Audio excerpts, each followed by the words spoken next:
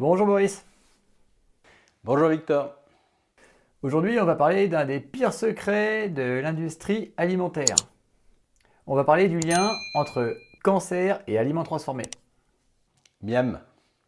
Et on va notamment s'appuyer sur une étude qui montrait une multiplication du nombre de cancers chez les femmes japonaises après leur immigration aux USA. Et une multiplication par 4 ou 5. Alors, multiplier le nombre de cancers par 4 ou 5 pour une maladie aussi fréquente que le cancer du sein, c'est tout à fait incroyable. Mais que s'est-il passé exactement pour qu'on puisse avoir un tel résultat? Alors, avant de commencer, n'oubliez pas de vous abonner à la chaîne et de venir nous visiter sur notre site pour vous inscrire aux emails secrets de Sequoia Santé. Alors, Victor, juste si je peux te couper une seconde. Alors, c'est pas habituel qu'on fasse ça. On va faire une petite promotion entre guillemets. Alors attention, c'est pas une affiliation, on touche pas un centime là-dessus, bien évidemment. C'est juste faire un petit coup de pouce pour notre monteuse qui lance sa chaîne YouTube. Voilà, et donc qui va traiter, alors je ne veux pas tout déflorer, mais des thématiques qui nous semblent cohérentes, hein, en lien notamment avec la parentalité, alors déclinées sur, je crois, la pleine conscience, l'allaitement, etc. Bref, et le tout avec une vision, il me semble, plutôt paléo-anthropologique. Voilà, donc n'hésitez pas à lui rendre visite. Sa chaîne, c'est The Mindfulness Family, TMF, hein, pour les intimes. Bon, on vous mettra le lien descriptif. Voilà. Merci Victor. Alors Boris, qu'est-ce qu'on appelle les aliments transformés? Les aliments transformés, ils sont pas mal pointés du doigt dans le régime américain actuel qu'on appelle le Standard American Diet, SAD, et qui veut dire aussi SAD, triste en anglais, donc c'est un jeu de mots évidemment. On a l'équivalent en Europe qui est le Standard European Diet, le SED, et qui globalement, voilà, donc est ce régime assez moderne, alors qui en fait est assez décrié, mais dans la pratique suit en réalité beaucoup les recommandations de santé. Et en effet, si les recommandations de santé, que ce soit manger, bouger, avec le plan national nutrition santé en France, les fameuses pyramides alimentaires, bref, tout ce que différentes autorités ou organismes vont vous dire de manger ou de ne pas manger, eh bien là-dedans, il y a alors il y a une nuance parce que depuis la dernière version, 2019-2023, il y a normalement la chasse à certains aliments transformés. Mais c'est des aliments transformés animaux, donc c'est-à-dire le saucisson, dans la charcuterie quoi, en général. Mais par contre, on ne parle pas du tout des autres aliments transformés d'origine végétale, bien entendu, puisqu'ils constituent la base de cette pyramide alimentaire un peu dégueu, quoi. Et d'ailleurs, pour plus de renseignements là-dessus, on a fait un podcast que je vous invite à consulter si ce n'est pas déjà fait, sur le régime flexitarien, qui est en fait directement lié à ces recommandations.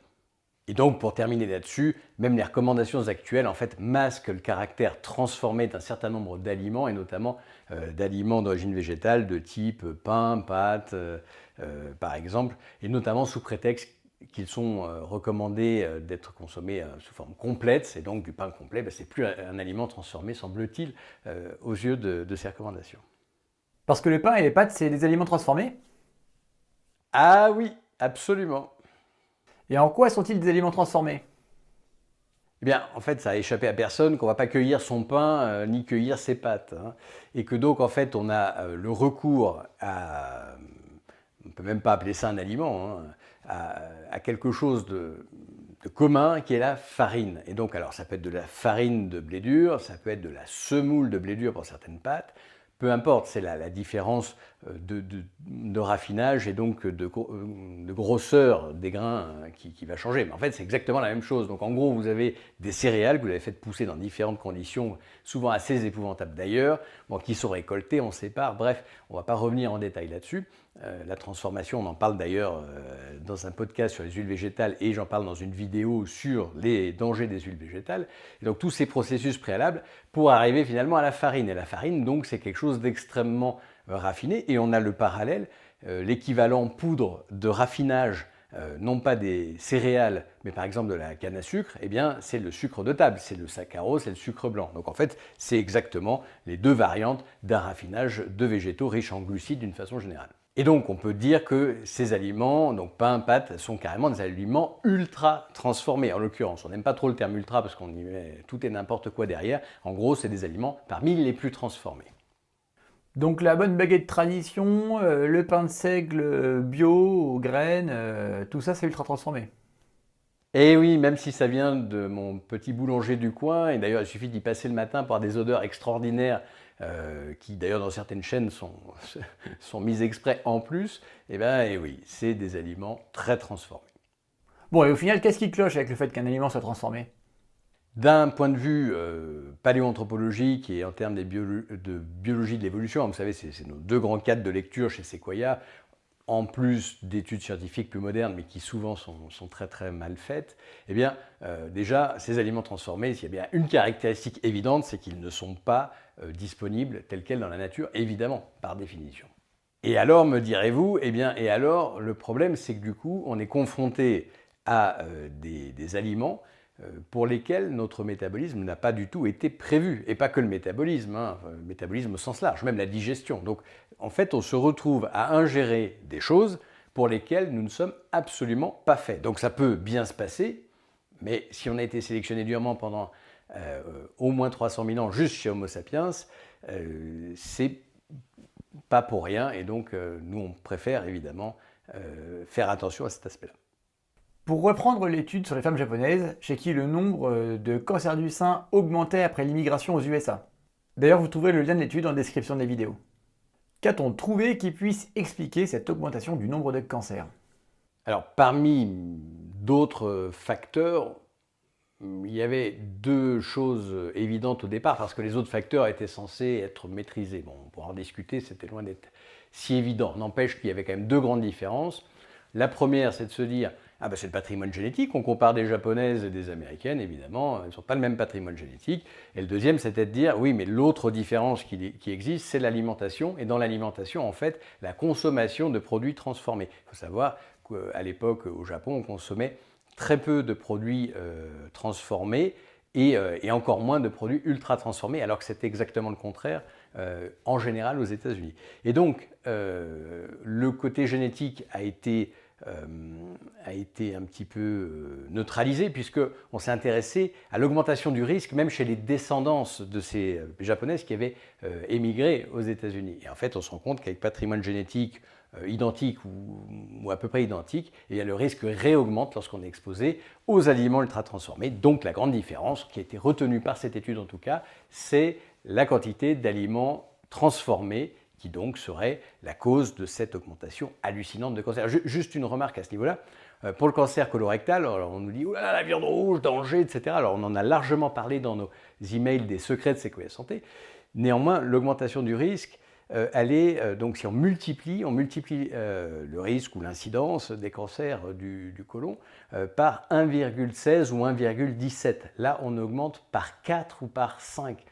La différence, voilà, ça vous donne une idée quand même de la différence. Est-ce que tu peux nous préciser un peu le rapport entre les aliments transformés et le cancer? Alors c'est pas si simple parce que probablement qu'on n'en connaît qu'une petite partie.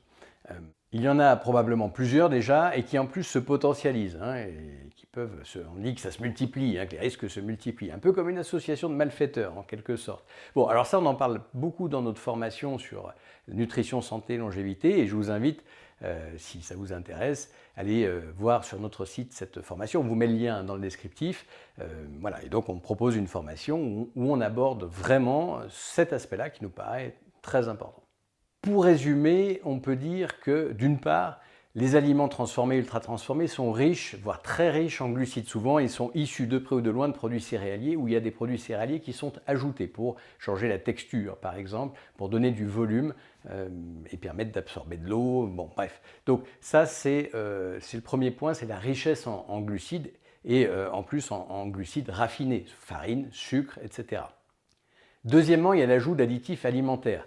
Ces fameux additifs alimentaires où finalement, année après année, tiens, on en interdit un, oui, parce que finalement il était cancérigène, et puis on en autorise deux entre-temps, et petit à petit c'est une course comme ça, c'est un peu une fuite en avant, et puis on passe notre temps à les interdire et on en crée d'autres. Bon, ça c'est un réel problème. Alors ces additifs alimentaires, on ne peut pas prouver que tous sont dangereux, mais bon, on peut raisonnablement imaginer que tous sont plus ou moins dangereux, et certains peuvent être très dangereux. Et nous ne sommes pas faits pour les gérer, c'est ce dont on parlait tout à l'heure, et donc ça peut être des agents de texture et saveur, des exhausteurs, des conservateurs, etc. Il y a aussi les phénomènes d'oxydation liés au processus de transformation. Transformation, quelque part, c'est un peu la même chose que le raffinage, et puis ça va au-delà, parce qu'il y a aussi l'assemblage. Une fois que j'ai raffiné, je vais assembler, je vais mélanger, je vais pétrir, et donc, plus je multiplie ces étapes, et plus je multiplie l'exposition à l'air, à la chaleur, etc., et donc plus j'oxyde. Et donc, en fait, s'il y a bien une chose évidente, c'est l'oxydation. Et l'oxydation, c'est embêtant, parce que ça crée des inflammations de faible intensité, mais sur le long terme. Et ces inflammations, on sait, on le dit souvent, sont liées à la plupart de nos maladies de civilisation. Enfin, il y a, pour revenir sur le raffinage, cette notion même de raffinage qui va séparer un certain nombre de constituants qui pouvaient être bénéfiques. Par exemple, lorsqu'on consomme du fructose dans certains fruits pas trop sucrés, attention, eh bien, il y a de la vitamine C. On sait que la vitamine C, quelque part, antagonise un peu certaines toxicités du fructose. Bon, c'était une anecdote, mais il y en a plein d'autres.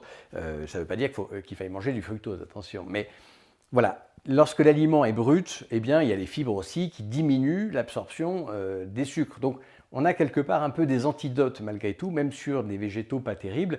Et quelque part, on perd un peu ces antidotes. Et deuxièmement, on appauvrit en vitamines et en minéraux. Et du coup, c'est tout à fait délétère. Et ça provoque ou ça majore des états de carence dont on connaît les conséquences.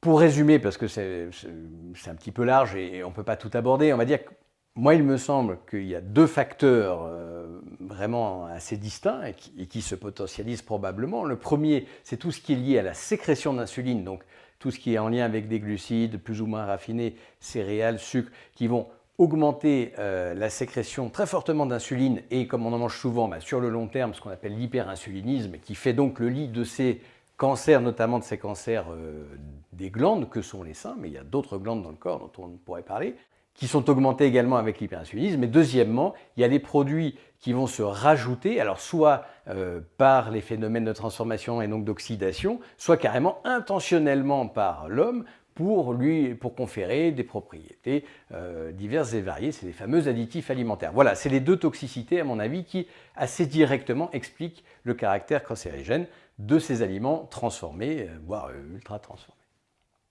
Y a-t-il dans cette étude des facteurs confondants qui pourraient participer à cette augmentation du nombre de cancers? Alors ça, c'est un peu vache parce que, oui, ce qu'on appelle les facteurs de confusion ou confondants, en gros, on a l'impression qu'un problème est lié à un autre et puis en fait, on se rend compte qu'ils sont liés à un autre facteur. Bon, et donc effectivement, il y a toujours dans toutes les études, il peut y avoir des facteurs auxquels on n'a pas pensé et qui peuvent expliquer en fait le résultat apparent qui est l'augmentation du nombre de cancers du sein. Donc il faut se méfier et c'est pour ça qu'il faut prendre de toute façon tous les chiffres avec beaucoup de précautions, surtout sur les études modernes. Et donc là en plus c'était une étude épidémiologique, donc il faut s'en méfier encore plus. Néanmoins, ce qui plaide en faveur de cette étude, que les chiffres soient exacts ou qu'ils soient un peu plus forts, un peu plus faibles, peu importe, c'est qu'il y a une véritable cohérence avec d'autres travaux qui ont été menés indépendamment, et il y a une cohérence en termes de principes évolutionnistes, de biologie d'évolution notamment. Donc c'est en ce sens où là, quelque part, ça tient la route, vraiment. Et puis, c'est concordant aussi avec ce qu'on observe dans notre pratique médicale, n'est-ce pas, Victor?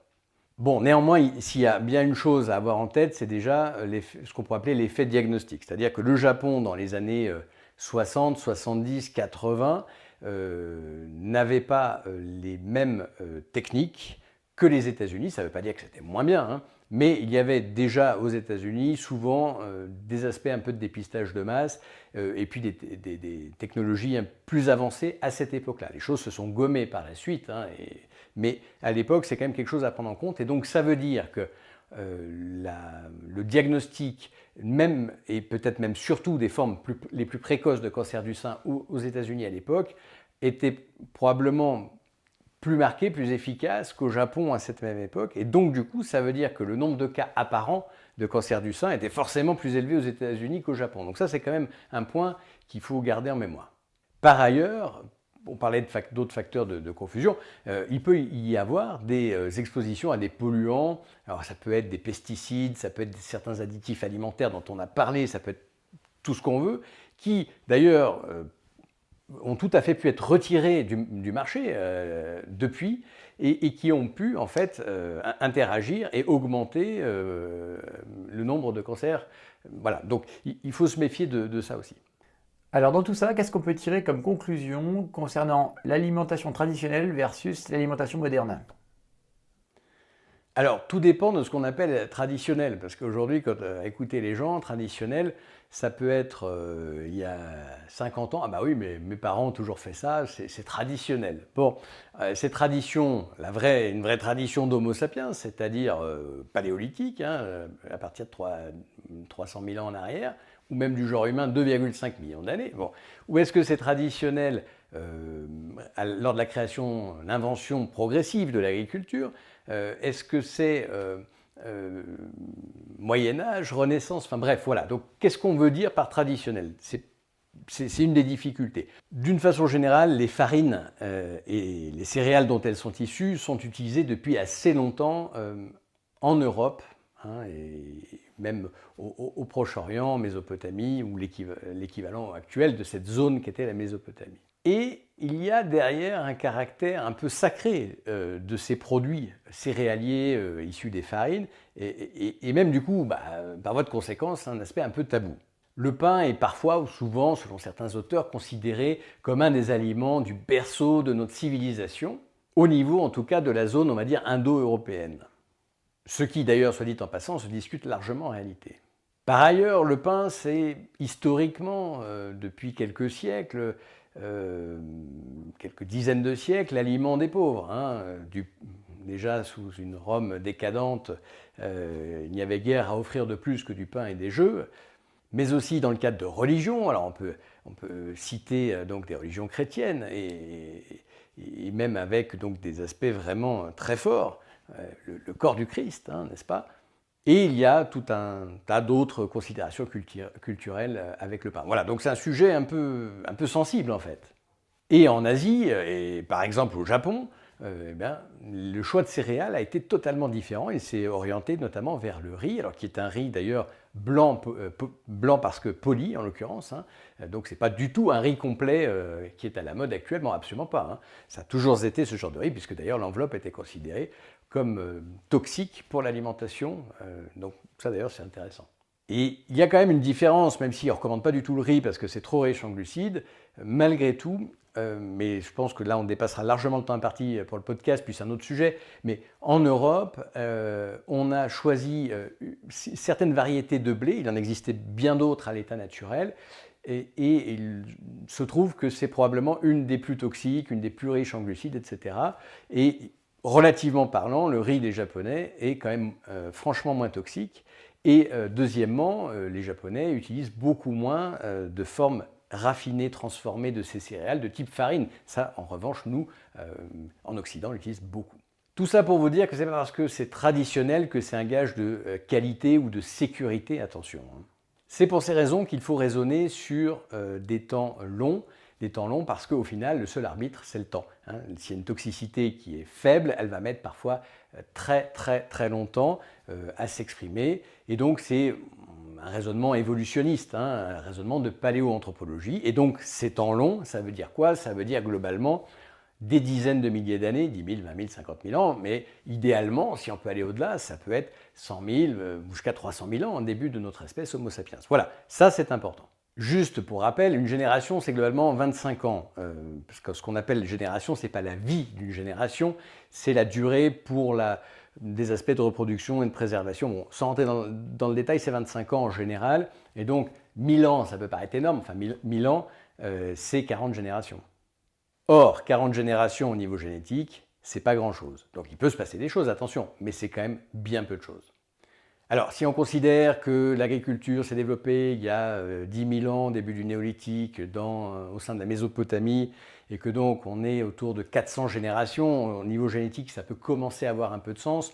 Bon, après, il ne faut pas oublier que ça, c'est pour la Mésopotamie. Hein. L'équivalent en Europe, on a retrouvé notamment en Europe du Nord, c'est moins de 2500 ans, et ce n'est pas moins de 10 000 ans. Donc, vous voyez, c'est quand même très différent.